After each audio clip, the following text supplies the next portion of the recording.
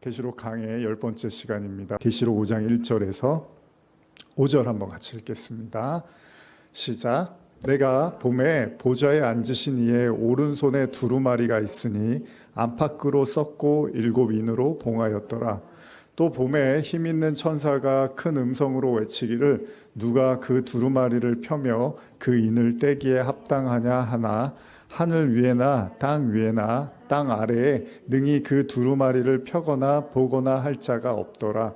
그 두루마리를 펴거나 보거나 하기에 합당한 자가 보이지 아니하기로 내가 크게 울었더니 장로 중에 한 사람이 내게 말하되 울지 말라. 유대의 지파의 사자 다윗의 뿌리가 이겼으니 그 두루마리와 그 7인을 떼시리라 하더라.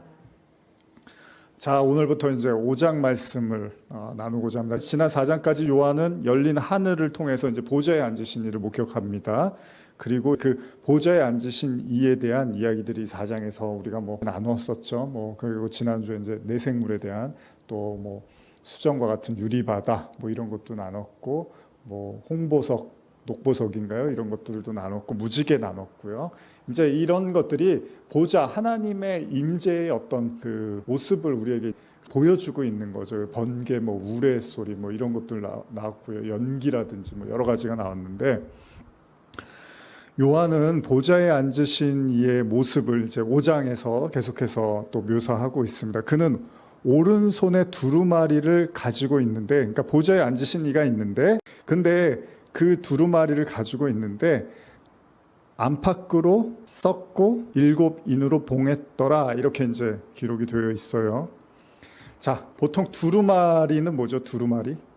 두루마기하고 제가 두루마리 자꾸 헷갈리기도 하는데 두루마리죠. 두루마기는 옷이고, 자, 두루마리는 책이나 이제 편지, 서신으로 우리가 이해하고 있는데, 물론 이 가운데는 하나님의 말씀이 이제 쓰여졌을 거예요. 어떤 글이 쓰여졌을 거니까 모든 게 다 하나님의 말씀이니까요. 근데 문제가 있습니다. 이제 이 두루마리의 내용이 너무 비밀스럽고 어렵기 때문에 요한이 그 두루마리가 봉해져 있다는 사실에 굉장히 애통을 하고 있다는 거예요. 그러니까 도대체 이 두루마리의 내용이 무엇인지, 그래서 여기 이제 5장 3절에 그런 표현이 있잖아요. 하늘 위에나 땅 위에나 땅 아래에 능히 그 두루마리를 펴거나 보거나 할 자가 없더라, 이런 표현이 있어요.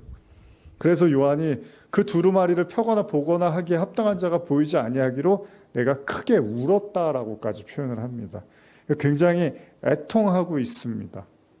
이게 얼마나 비밀스럽고 인간의 어떤 생각이나 인간의 주관이나 인간의 지식으로는 절대 미치지 않는 어떤 내용들이 이 두루마리에 담겨 있다고 이제 본 거죠. 그래서 요한이 너무 답답해하는 거예요. 여러분 드라마나 이런 거 보시면, 영화 보시면 범인을 잡으려고 형사가 끝없이 찾는 그런 내용들 우리 많이 보잖아요. 그래서 나중에는 그 범인을 못 잡으면 정말 미쳐버릴 것 같고 잠도 안 오고 나중에 그 사건이 이제 자기한테 다른 사람한테 넘어갔어도 계속 그 생각을 하잖아요. 그런 것처럼 지금 요한이 도대체 이 두루마리의 내용이 뭔지를 너무 알고 싶은 거예요. 그러나 아무도 그것을 열 자가 없다는 걸 알아버렸다는 거죠. 그리고 내용도 비밀스럽고 더군다나 7인으로 봉해졌다라고 기록이 되어 있습니다. 인 아시죠? 예전에 이렇게 도장, 이렇게 촌농 같은 거나 이런 걸로 이렇게 뚝 떨어뜨리고 위에다가 도장 같은 거 딱 찍어서 이렇게 하나씩 이제 떼는 거잖아요, 그거를.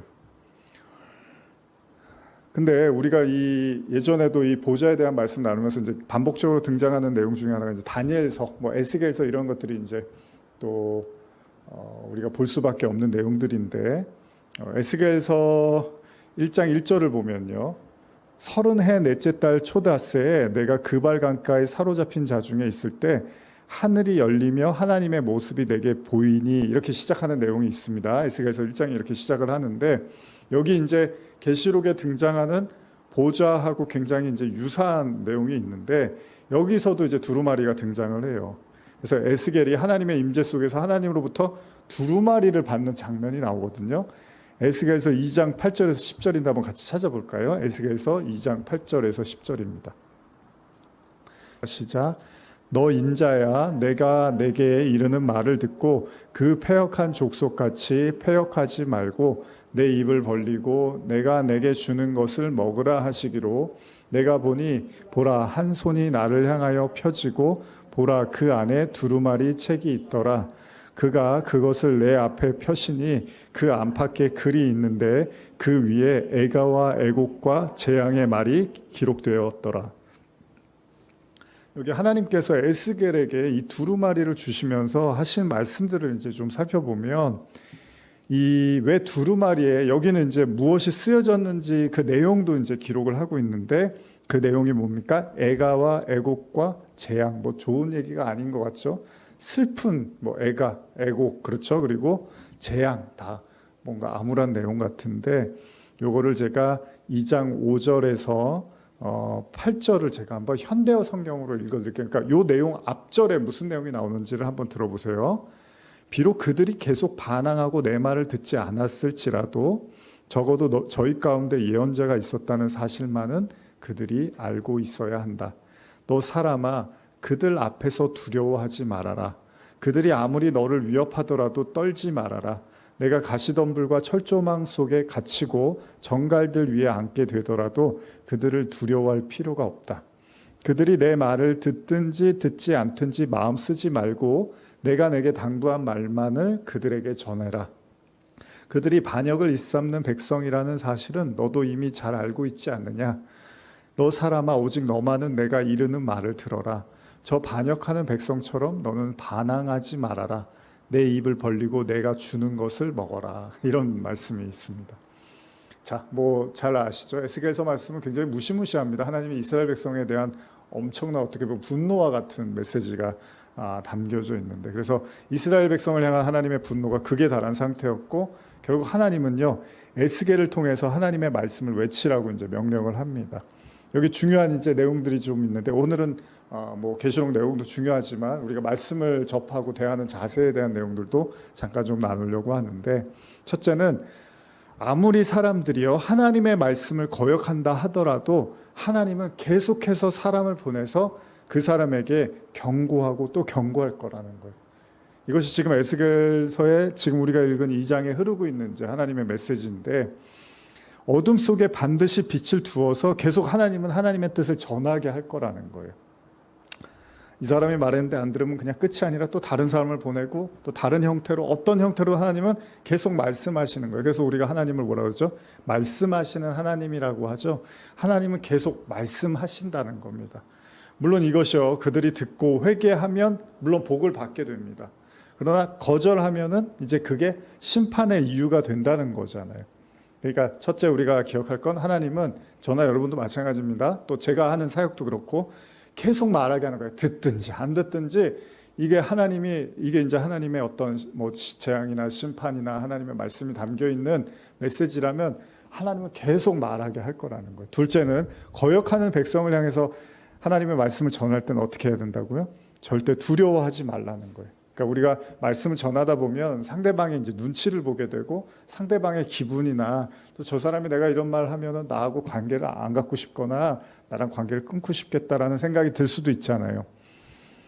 사람들이 하나님의 말씀을 거절하는 가운데서 온갖 악행을 일삼고 심지어는 박해하고 가시덤불과 철조망에 갇힌다 하더라도 두려워하지 말라고 말씀을 하십니다. 그러니까 하나님은 그냥 말하라는 거예요. 그냥 전하라는 거예요. 있는 그대로 말하라는 거예요. 오늘도 제가 이제 말씀 준비하면서 그런 생각을 좀 해보긴 했는데 이제 사람마다 성품이 있고 인격이 있고 그 사람의 성격이 다 다르잖아요. 그러니까 말씀을 전하다 보면 사람들의 어떤 인품이나 성격이 나타나기 마련이에요. 근데 더 깊이 생각해 보면 그게 중요할까요? 지금 예를 들면 저도 설교를 하지만 제가 이런 전하는 메시지가 제 이제 뭐 성격이라든지 제가 배운 어떤 지식의 수준이나 이제 이런 걸 통해서 이제 나오게 되겠죠. 근데 진짜 중요한 거는 사실은 그게 아니잖아요. 그러니까 예를 들면 뭐 쉽게 설명하면 여러분들이 어떤 메시지를 들을 때 저 사람 학교 어디 나왔어? 뭐 저 사람 뭐 얼마나 똑똑해? 뭐 저 유학은 갔다 왔어? 저 사람 뭐 공부 좀 많이 했어? 뭐 예를 들면 이런 걸 가지고 자꾸 이제 사람을 바라보면서 정작 그 사람 안에서 흐르고 있는 하나님의 어떤 말씀, 중요한 메시지에서 관심을 기울이지 못하고 그 주변적인 걸 가지고 자꾸 하나님의 말씀을 판단하려는 경향이 있을 수 있다는 거잖아요. 근데 중요한 건 뭐예요? 사실 그런 거 중요하잖아요. 그 사람이 누구고 그 사람이 어떤 사람이고 물론 이제 우리가 뭐 이단이나 아무 얘기를 들어서는 안 되지만 이제 중요한 건 정말 저 사람이 말하고자 하는 그 속에 담겨 있는 하나님의 메시지가 그걸 찾아내는 게 되게 중요한 거잖아요. 저 사람 뭐 나한테 기분이 나쁜가? 저 사람 왜 이렇게 세게 말해, 강하게 말해, 뭐 기분이 안 좋을까? 이런 게 중요한 게 아니라 저 사람 안에서 지금 흐르고 있는 하나님의 말씀을 여러분에 포착해서 여러분 걸로 받아들이면 되는 거잖아요. 또 반대로 전하는 사람도 마찬가지인 거예요. 그냥 이게 정말 하나님의 말씀이고 이게 명확하면 그냥 그대로 전하면 되는 거예요.